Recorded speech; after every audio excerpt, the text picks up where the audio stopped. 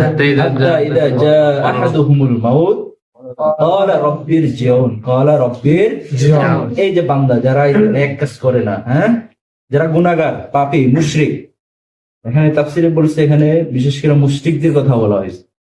যারা মুশরিক, এখানে যারা মুসলিম, এদের কথাও এখানে আসছে। শুধু মুখে মুখে ঈমান আনছে কিন্তু কোনোদিন নেক কাজ করে নাই, নেক কাজ করে নাই। তো এই যে এদের কাছে যখন মৃত্যু আসবে, হাত্তা ইদা, এক পর্যায়ে যখন যা আহাদাহুমুল মাউতু, তাদের নিকট মৃত্যু আসবে। তাদের নিকট কাদের নিকট? ওই যারা আর কি বদগার আর কি, হ্যাঁ, যারা বদগার, তাদের নিকট যখন মৃত্যু আসবে তখন তারা বলবে ক্বালা রাব্বিরজিউন,